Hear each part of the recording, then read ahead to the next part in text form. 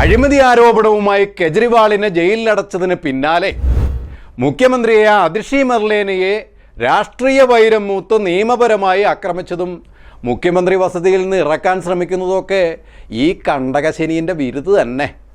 എന്താ കഥ! നമ്മുടെ അരുണാചലിലെ BJP MP തബിർഗാവോ മോദി ദൈവത്തിൻ്റെ അവതാരമാണെന്ന് ട്രോൾ ചെയ്തതിന് ശേഷം ട്രോള് മനസ്സിലാകാതെ ഈ വിദ്വാൻ മോദി ഒരവതാര പുരുഷൻ്റെ മട്ടും ഭാവമായി എന്തും വിളിച്ചു കൂവാമെന്ന അവസ്ഥയിലും ആയിട്ടുണ്ട്.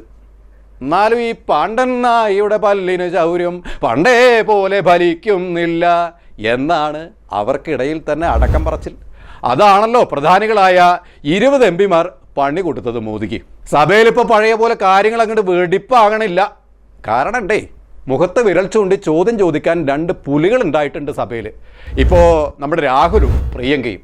അതുകൊണ്ട് ശൗര്യമുള്ള ആ പല്ല് വെളി കട്ടശി മടിയുണ്ടെന്ന് വെച്ചോളൂ. ഇടതും വലതും രാഹുലും പ്രിയങ്കയും തിരിയാനും മറിയാനും വിടുന്നില്ല. അതാണ് കൊര ഇത്തിരി അതിര് കടക്കണത്. എന്തായാലും ഡൽഹി പുകയും മോദി കരിയും എന്നാ ആ പഹയന്മാർ നാട്ടിൽ പറഞ്ഞ് നടക്കുന്നത്.